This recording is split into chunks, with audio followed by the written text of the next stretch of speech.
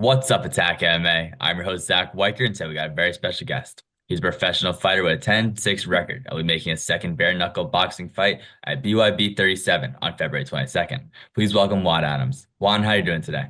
Doing great, man. How are you? I'm doing amazing, and I just want to start it off nice and easy, but how excited are you to be competing in your second bare knuckle boxing bout? Man, I'm pretty excited. Like a lot of people are just like, "Isn't it different? Isn't it scary?" I'm like, "Nah, man. I love violence. I guess this is what I love to do. Any form, like sign me up. Win, lose, draw. Like past the point where I care about all that. I just love competing. I love putting forth my best effort, and I love entertaining people. Yeah, and you just competed in your first bare knuckle boxing bout. Did you expect to go right back into another one after, or did you expect that it would be an MMA fight? I was honestly expecting it to be an MMA fight. Funny story, in the year since I fought, I had like over 8 fights fall through. So, most of them were MMA, but you just go with it. This one, fingers crossed, knock on wood, it's still happening. Yeah, and to have that many cancellations must be hard on you. So how frustrating was that? It's extremely frustrating, and I'll say this to anyone: like, I hate when fighters stop thinking about fighting. It's you're in the fight game. Yeah, I understand taking good strategic fights, but don't agree to it and then back out. That's really weak to me. But again, what are you gonna do? I love competition so much, and as long as like I'm able to train for it and put forth a good effort, like I'm gonna accept that fight. But it's extremely frustrating because like yeah, I do have another career that like I can make work and pay my bills, but it's I want to fight and it pulls me away from fighting, and I don't really like that. But at the same time, like I have responsibilities as a human being that I have to take care of, and by not being able to fight or having fight offers fall through, it really inhibits my ability to do that. Yeah, and I can tell that fighting is more of a passion than a job for you. So where did your first love for MMA and fighting start? Even as a kid, I always liked fighting. I was always drawn to martial arts, and my mom would never let me do it because I did have a bit of a temper, like, and it never like would manifest in violence. It was more so like just I would just get really angry, and then people would get kind of scared. But once I got into my first fight outside of mixed martial arts, it just kind of took off. And then when I got to high school and found wrestling, I was like, this is it. This is the closest thing to fighting I can do. So I'm gonna do it. And before I knew it, was wrestling in college. Life took some crazy turns, and I was in the UFC doing MMA. It was just fun, man. It's always been so much fun. And when it's no longer fun is usually when my performance is affected the most, and when it's I've let other things inhibit my performance in the ring on any stage before, but as long as I keep fighting at the center, it's always been a lot of fun. Yeah, and I feel like that's definitely the most important part. And I've talked to a few other fighters, and some of them said that their anger issues as a kid kind of propelled their MMA career. Do you believe that's the same case with you?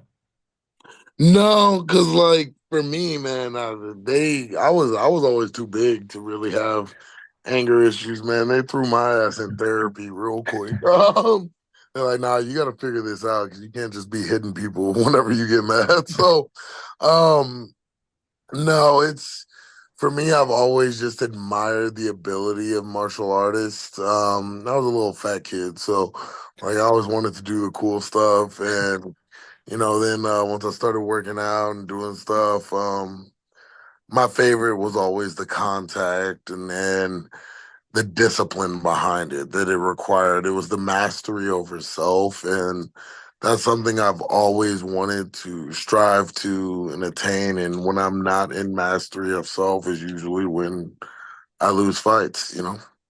Yeah. And of course, bare knuckle boxing is a new type of form of combat, but you mentioned you also wrestled. Obviously, you did MMA. So between those three, and if there's any other combats you did, what are the big differences in training? Oh man, it's a lot of differences. You know, wrestling, I feel, is the best combination of, you know, endurance, speed, skill, and athleticism. Boxing is it's a sweet science. I mean, you have to be super technical with that. You have to be technical with wrestling too, but wrestling brings more of like of a dog out of you. Um, and then pro boxing, I mean, is just ultimate in competitiveness and skill. So there's that aspect of it. And then, bare knuckle boxing is, I mean, there's just so much more heart that goes into it than anything else. Because everything hurts, man. Hitting your opponent hurts. You getting hit hurts. It all hurts. So it's definitely the most painful of the three. Um, but it's also like a rush, quite unlike the others. And it's more of a sprint than the other two, also. Wrestling, yeah, you have to have fast twitch ability, but it's more an endurance sport than either of the other two. Boxing, obviously, you have to have a lot of stamina, a lot of endurance, and a lot of skill. But with bare knuckle boxing, like you can see some of the most skilled guys that skin to skin, bone to bone contact is just so different. Um, so like I feel like if you're just a brawler, it's all heart and all guts, like you can make it further in bare knuckle boxing than you can the other two. Yeah. And when you first got into bare knuckle boxing, what was your first reaction to punch people without the gloves compared to the gloves on? It just felt so different. It felt so much more natural. Hitting someone, oh man, I don't know if any of you have ever been in like a real street fight. But there's nothing like the rush of doing that, of like skin, like just uh, laying a good one on somebody. Like that feels so good. And bare knuckle boxing is the closest thing you can get to that. You can't use anything else though. So that was like, oh shit, like oh man, I'm open to a lot of stuff when I do this. But the first time I got hit and like it didn't hurt as bad as I thought it would. It hurt after, but like in the moment, it didn't hurt. I was like, and like that's it. Like my whole form and approach changed like mid fight. I was like, oh yeah, well, I'm just gonna walk forward and keep swinging, and one of us is gonna go down. Like I don't care, but it was so fun. Yeah, and on it being fun, the last time you did compete was at the BKFC Prospect Series, and you did get the third round KO. And for you, you keep mentioning that it's more about having fun every time you get in there. So what do you recall from that fight and to get the win? How did that feel?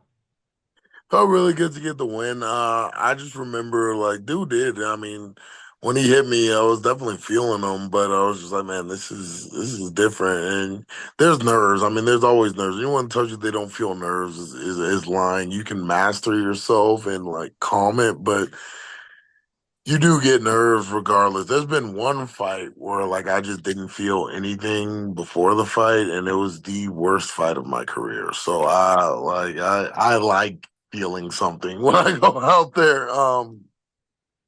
Man, all I can remember was like the first round. I'm like, man, yeah, that shit was fun.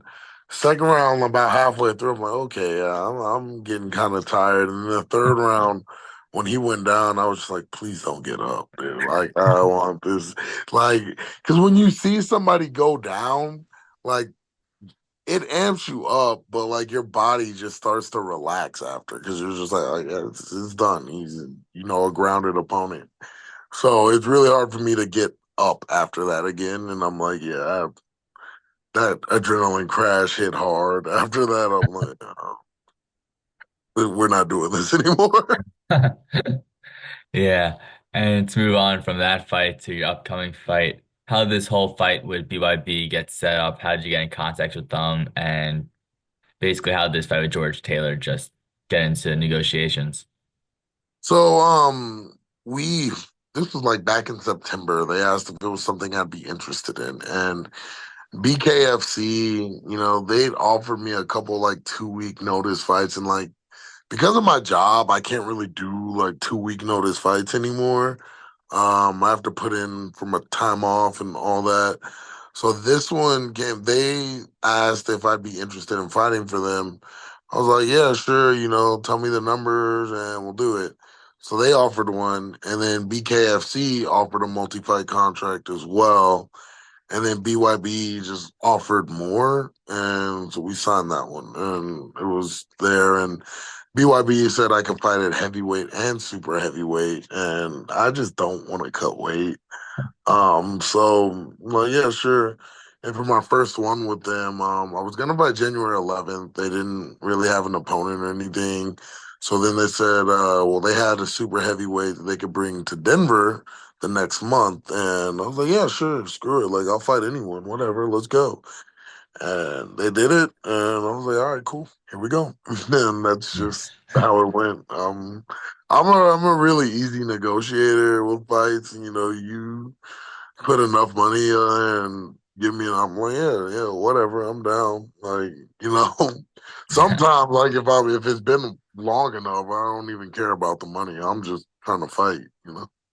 Yeah, for sure. And your opponent, George Taylor, I was doing my research on him, not too much out there about your opponent. Is there anything you found out about him? Anything from research, or is just another name and you don't really care too much about your opponent? I don't really care about the opponent. I mean, like people have told me, he's got fast hands. Watch out for this. Watch out for whatever. Unless it's coming from a coach, I don't listen to it. So we have a game plan for it, obviously, but I'm like, there's nothing that like I'm like, oh, I can't let George Taylor do that. I'm like, I don't know who the fuck he is. I know he's heavier than me. That's gonna be a new one for me, and I'm bigger than he is, got more reach. So like, yeah, fuck it, let's go. We'll see how it goes. Yeah, and even though you don't care who the opponent is, you are the ex-UFC fighter. You are someone with name value. Did you kind of expect to see a bigger name, or were you just expecting someone like George Taylor? Nah, I would expect more people would want to fight me because the perception is, oh, ex UFC guy, different sport, not really skilled, or aspiring fighters like, oh, this guy hasn't fought in forever. I can beat a big name, a washed veteran, so do it. But nobody wants to fight, so you know. Yeah, and we just mentioned ex-UFC fighter, so to go into that a bit, you did have 4 fights with the promotion. So what do you recall from your time with the UFC? I mean, I loved my time with the UFC. I really loved the staff. Like, there's not a single person on that staff that I have bad things to say about. It was fun, man. I just didn't perform well. My time with the UFC, I was in a bad relationship. Every fight was I was either I was dealing with something every fight that pulled me away from fighting, and it got to a point where it wasn't about fighting for me anymore. And when I found that out, every fight I've lost has been just issues that I allowed to affect me. So now I just try to be as unfazed as I can, and just get back to it. Like, why do I fight? I love to fight. I love violence. So yeah, let's go out there and let's do it. Let's have fun. Let's engage in it. And that's been that's really just my approach towards it now. Yeah, and with all those issues going on in your time with the UFC, do you kind of wish that your stint in UFC happened at a different time, or are you grateful that it happened then because you learned a lot from it? It's both. I mean, like if my stint in the UFC had happened 2 years later, right?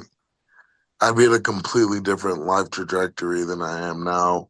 Because it happened when it did, it allowed me to, recognize that like it's not about the fame, it's not about the notoriety, it's not about any of that for me. Like I don't enjoy that. I enjoy making an impact on lives, that's why I'm a teacher now. I enjoy helping people and fighting, yeah, it gives me a bigger audience to do that. It gives me a bigger audience to go like post bullshit on Instagram, all that. But like at the end of the day, like the way I live my everyday life is towards being a net good, and be it's allowed me to do that. It's given me jobs and spaces where I wouldn't have had opportunities otherwise because of the name that I have, right? Because of that experience, because of their, that's what I'm grateful for. I'm grateful for the people that I met through that, and I'm grateful for the growth that it kind of forced me to undergo as a human being. Yeah. And of course, you did get a win in promotion. Your first fight with the UFC was that big victory. So, how special was that for you to get a win in the UFC? It was super special for me. At the end of the day, I mean, it was like to me, it was like just another win. But I mean, I felt so good for that fight, and I look at it now because the coaches that I had in my corner there, it was a dream of theirs to get someone to the UFC, and for me to be the device that helped one of their dreams come true meant more to me than any win ever will. And that's what I take most from that. And it was funny, I built lifelong relationships and friendships as a result of that. And even if I don't train there anymore, those will always be my people. And, you know, another thing, one of a guy, I'll never forget, I was going to get my car battery worked on somewhere. And the guy there was like, "Oh, I do music. Are you're really a fighter? Like, can I make a song for you?" And I was like, "Sure." And I use that as my walkout song for I think three of my four UFC fights. And for that guy from Houston to hear a song that he wrote playing in Toyota Center when I fought, even though I didn't get that win, like that was a dream come true for him, and that was so cool for me. And like to be able to go and impact lives of people in such a positive way when I was there was that's something that I took the most from it. Yeah. And something I've learned from this is you do care about others. You do care about impacting lives as you are a teacher. So to go into that, obviously impacting lives is important for you, but what are some other reasons why you went into teaching? Um, there's a lot. Like I never saw myself really as a teacher, but I've always service has always been like really important to me. Being an Eagle Scout, the high school I went to, our motto was like man for others. Then looking at the rest of my life, I try to always be of service to whatever community I'm a part of. And another reason that I went into teaching, like I just don't like being around stupid people. So if I complain about something all the time, but I'm not doing the steps to remedy the situation, then I'm part of the problem. I become complicit in that problem. So I just feel like most of the issues in the world could be fixed with, a little bit of knowledge, a little bit of intellect, and just sound reasoning. So that's kind of what I try to implement in my classroom, and I try to make it fun. But kids are gonna be kids, and sometimes you gotta be like, "Oh, stop, shut the fuck up. You're being an idiot right now."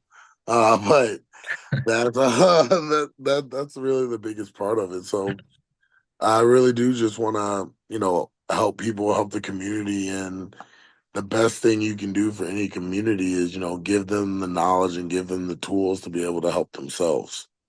Yeah. What grade and what type of class do you teach? So I teach high school and it's 9th through 12th. I do The classes I teach are project, so it's project-based learning, and so it's really a learning by doing model. It's not traditional classrooms. And the two classes I'm teaching this semester, I'm teaching Mission to Mars, which we combine robotics, science, like we combine every subject in that class. And the other class I teach is Catapults, where we combine math and science. And I also teach the PE elective in the afternoon. But by that point of the day, most people are fried. They don't really want to do Yeah, anything. So I try to teach some physical education in there. Um, it's usually, 15, 20 minutes of an instructional video, me breaking it down, applying it to everyday life and how to be just a more physically educated human. And we go from there. that's awesome, man. And what was the education like to getting your teacher degree? Oh, man. So my initial degree was computer science, which was great. I don't have to worry about people like at all. I just, you know, teaching degree, learning that stuff. Now I get a traditional teaching degree. I did an alternative licensure program, and then I'm getting my master's in secondary STEM education. So throughout the alternative licensing process, we learn mostly like just methods of teaching, pedagogy, and then we learn mostly about differentiation, teaching the multiple levels, because not everyone learns the same. Not everyone has the same level of capacity for certain things. So we learn teaching to a wide range of people in a way that more and more people can digest it and access that information. Yeah, that's pretty cool. And something else that I see you do outside of fighting is that you do some comedy shows. So how'd you get into that?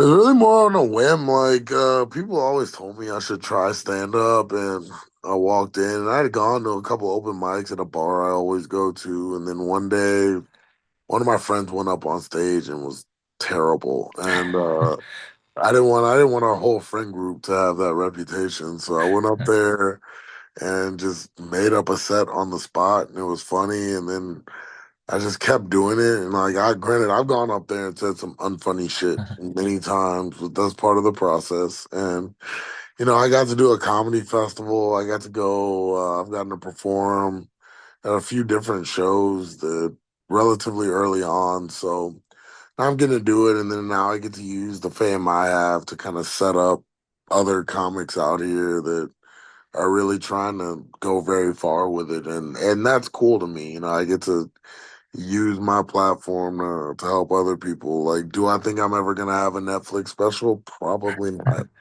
Like, am I ever gonna be selling out arenas, like telling jokes? Probably not. But I can have fun. It's teaching me a lot to like hosting, emceeing. It helps me a lot in the classroom as well, just thinking on my toes all the time. So I enjoy that. Yeah. And something that I find pretty like fascinating is the biggest fear for people is public speaking. So for you, what was it? Was it more nervous when you first did comedy and standing on that stage with that mic in front of a large group of people, or when you first got into a fight, into the MMA cage? Which one was more nerve-wracking for you? I would say the comedy one was more nerve-wracking, but like not because I thought it was gonna be harder. It's just that I'm familiar with violence. Like I love violence. Like I love it. I love fighting. Now there's just more people watching. So that part didn't really like crowds and all that doesn't bother me because at the end of the day it's me and the opponent. Comedy, man, it's like comedy karaoke, all that stuff like it's a form of vulnerability and like you know you're opening yourself up and right there instantly whether people accept you or whether they don't, and if they don't accept you then it's going to be a really hard amount of time up there. Yeah. And stick with fighting for a little bit. You did get nominated or signed for the GFL draft. So, I mean, looking at the draft, people all had their thoughts, and it looked a little sketchy in some aspects of it. So, what are your whole thoughts on the draft? Oh man, I wouldn't say sketchy is the right word. Like it was pretty transparent to me what was gonna happen as we did it. Even with the timing of the signings. Yeah, we all signed with GFL for the opportunity to get drafted into their league, but you kind of know who's going to get signed, especially with a newer promotion. First and foremost, like you have to have an audience, right? So they wanted the biggest possible audience, and I don't think anyone they signed is not capable of putting on a quality fight and entertaining fight. So all those things. I mean, I'm happy for everyone that signed for it. And I really hope that promotion does very well because if it does well, it opens up an opportunity for, lesser known guys that have the talent, but maybe not the following or the eyes to get an opportunity against people that will. But my thoughts are, at the end of the day, talent is going to shine through. And unless you're building a good product, it's not going to last. So, the guys they have on there are all super accomplished in MMA. Like people are forgetting, like those dudes, those girls are all killers. They all did something to get that fame. So I don't think people should forget that aspect of it. And I really do hope that those people go out there and they put on a hell of a show. And maybe next time around, we can give some shine to people like us, give that opportunity, and then we still have to capitalize on it. So at the end of the day, man, just focus on the fighting. Yeah, and the GFL is a totally new format of MMA with the teams, and then with the fighters getting funds, retirement plan in there as well. So, what's your whole thoughts on the GFL with the I, non-draft stuff? I mean, I love that, man. I love what they're trying to do. I love their mission, and if they can stick to that mission and put on good fights, I'm all for it. And I really do hope that it does well because MMA, man, we're all private contractors and it's never going to succeed until there's some semblance of unity. There's no way, as long as there's big mega organizations, right? If there's always going to be someone that's going to be willing to fight dirt cheap for them just because it's their dream. And they can say, I did that. I got to fight in the UFC. I got to fight in Bellator. I got to fight in PFL. I got to go cage times, whatever that promotion is, that's going to be somebody's dream. And as long as there's people willing to do it for cheap and no benefits, like their goal is to make money. Like it's not a passion project for those people anymore. It might have started off that way, but they are a multi, however many dollar corporation organization now. So their goal is to make money. They have to put a product out there. They have to, as long as they're putting people out there and people are watching the fights and fighters are fighting, they're going to do well.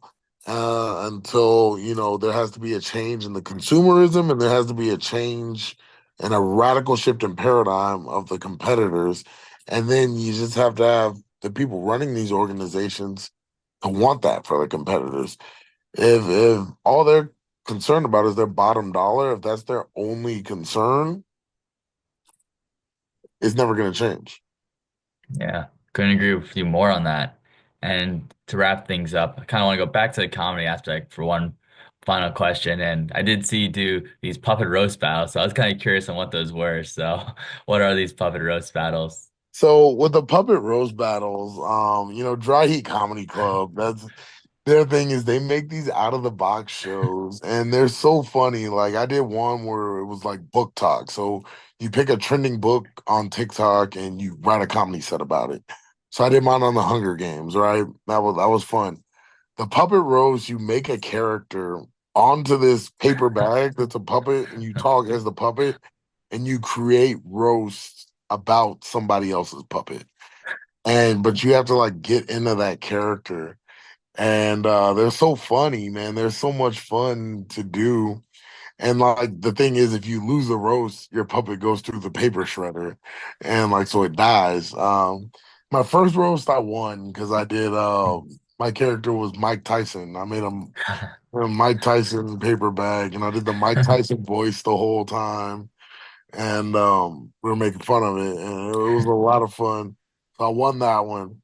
The second one I lost. It was because I made a radical feminist character, and her name was Miss Andre. Like she was a teacher, and it was funny to me.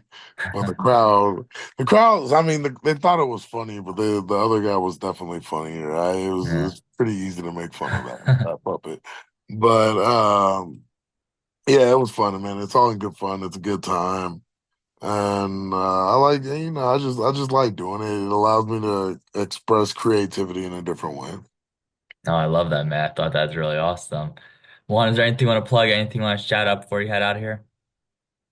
Yeah, man, just all my sponsors, Grizzly Protection. Those guys have been with me for a while. They stick with me win, lose, or draw. Johnny, Mike, and Garth, good guys. It's a scholarship fund that we're setting up for one of my brother rats from Virginia Military Institute that died. And we were putting a focus on starting a scholarship in his name and really highlighting mental health, especially for men, because it's not something that's talked about a whole lot and just wellness, being a good human. And obviously, my gym, Jackson Wink MMA, can't say enough about how this place has changed my life and just giving me a fresh perspective from the people that I meet to the way that I train to everything, man. I just love it out here. And oh, shout out to Bourbon and Boots, latest sponsor. Appreciate them. That's also like one of my favorite bars, and then my other favorite bar, Red Door downtown. Don't go there though, because I go there to avoid people. So that's my spot. But that's it.